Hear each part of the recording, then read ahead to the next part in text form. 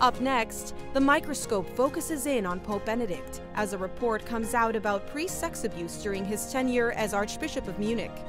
We talk to the head of EWTN Germany. A politician from Finland is charged with hate speech after expressing her religious views about homosexuality. That story ahead. And the house and cathedral of the Bishop of Rome has opened to the public. We take you inside a new museum, the Palace of the Popes, a little later.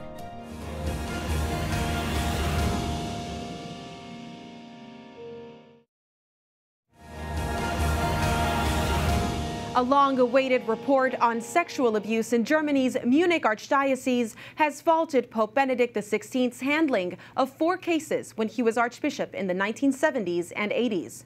The Archdiocese commissioned the report nearly 2 years ago, looking at abuse cases between 1945 and 2019 to determine whether church officials handled allegations correctly. In 4 cases, then Archbishop Ratzinger is accused of allowing perpetrators to continue doing pastoral work with parishioners despite their history of abuse. Benedikt strongly denies any wrongdoing. But this new report threatens to tarnish his legacy amid a German church scandal in which at least 3,600 people are believed to have been victims of clergy abuse over the past 70 years. Joining us from Rome to discuss the German report is the managing director of EWTN Germany, Martin Rothweiler. Martin, thank you so much for joining us. I know you were on News Nightly this week talking about this issue, but you're here to dig a little deeper. This German report is an effort at transparency, critical to helping process the pain felt by the faithful to the abuse scandal. Is the intended effect in Germany to rebuild trust and bring people back into the pews?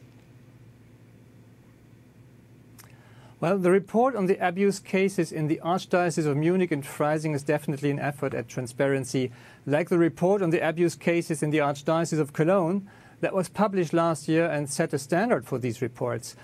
All the dioceses in Germany are called upon to publish reports on the tragic matter in order to give justice to the victims who have been suffering from the abuses as well as from the covering up of cases that were not handled with the necessary empathy and focus on the victims. So this report shall also help to draw the right conclusions that these terrible things will not happen again. And finally, the reports are definitely meant to regain the trust of the faithful as hundreds of thousands of Catholics are leaving the Church each year. Well, we hope this will bring them back. Is this report in any way part of the synodal path? This report does not form an integral part of the synodal path in a strict sense, but is to be understood in the context of the synodal path. The abuse crisis triggered the launch of the synodal path, which pretends to give an answer to the abuse in order to regain the trustworthiness of the Catholic Church in Germany. The thing is, though, that the agenda of the synodal path aims at a structural reform of the Church and a change of the doctrine in some areas. So it tends to instrumentalize the abuse to reach goals like the ordination of women, the blessing of homosexual partnerships, and the abolishment of the obligatory celibacy for priests, for example. It is noticeable that the report of the law firm Westphal Spilker Wastel mentions some of these remedies against the abuse that the synodal path is going to decide on. And that's problematic because it goes against church teaching, definitely. So then, does this report affect the evangelizing legacy of Benedikt, the way that some have considered the scandal in the church affects John Paul II's legacy? The media in Germany have been widely using this report to discredit Pope Benedikt's integrity and consequently his evangelizing legacy. The public media have already pronounced the verdict, guilty, and this without any proof. The media focus was nearly completely on Benedikt and not on any of his predecessors or successors as Archbishop of Munich. Cardinal Marx was not even present at the press conference to receive the report from the hands of the law firm. Moreover, it is sad to see that some fellow bishops, like the chairman of the German Bishops' Conference, have been pointing fingers at the former pontiff, which creates the impression that they want to distract from their own failures and want to harm the reputation of Pope Benedikt, whose orthodox theology is in clear contradiction to the agenda of the synodal path. Benedikt is seen as a disturbing factor for the synodal path. It's very sad to see that there's a lack of focus on the victims as well and how to alleviate their pain. But there was another scandal in Germany this week, the public self-identification of various priests and clergy as LGBTQ. How was this received by church hierarchy and separately by the laity? Well, the timing of this self-indication of 125 employees of the Catholic Church, priests and clergy among them, was obviously on purpose and well orchestrated, including not only a website called Out in Church, but also a book and a documentary film that was aired on public media. All this was launched right after the publication of the report in Munich and a few days before the third plenary assembly of the Synodal Path in Frankfurt. The aim of this LGBTQ initiative is obviously they want to push a change of the teaching of the Church regarding the sexuality. Several lay movements as well as part of the Church hierarchy reacted positively, like in a particular way Bishop Helmut Dieser of Aachen welcomed the initiative of queer people on behalf of the German Bishops' Conference and called it a sign that they are working to create a climate of freedom from fear in the Church. Dieser is chairing the Synodal Forum on Living in Successful Relationships, Living Love in Sexuality and Partnership.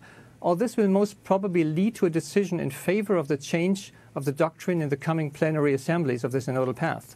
And there's a difference between affirming and endorsing these relationships. What can we expect after the issuing of this German priest abuse report? Will there be further investigation or a response from the Vatican? Andrea Tornielli, the editorial director of the Dicastery of Communications, published a statement on Vatican News the other day that is clearly meant as a reaction to the public prejudicial commentaries against Pope Emeritus Benedikt after the publication of the report. Tornielli stressed that the reconstructions contained in the Munich report, which is not a judicial inquiry nor a final sentence, will help to combat pedophilia in the Church as long as they are not reduced to the search for easy scapegoats and summary judgments. Moreover, Pope Benedict's personal secretary, Archbishop Georg Genswein, has announced that the Pope Emeritus will issue a detailed statement regarding the 4 cases being contested against him after he has finished examining the report. Tornielli emphasized that it cannot be forgotten that Ratzinger, who as prefect of the Congregation for the Doctrine of the Faith had already fought the phenomenon in the last phase of the pontificate of St. John Paul II, once he became Pope, promulgated very harsh norms against clerical abusers, special laws to combat pedophilia. Moreover, Tornielli pointed out that with his concrete example, Benedict XVI testified to the urgency of that change of mentality that is so important to counter the phenomenon of abuse. This means listening and closeness to the victims to whom forgiveness must always be asked. Absolutely, a focus on the victims. And we'll look forward to hearing from Pope Benedikt himself. Martin, thank you so much. Martin will join us again next week from Frankfurt, Germany, with a report from the Third Plenary Assembly of the Synodal Path as German Catholic bishops forge their way ahead, trying to balance traditional church teachings with increasing challenges from progressives.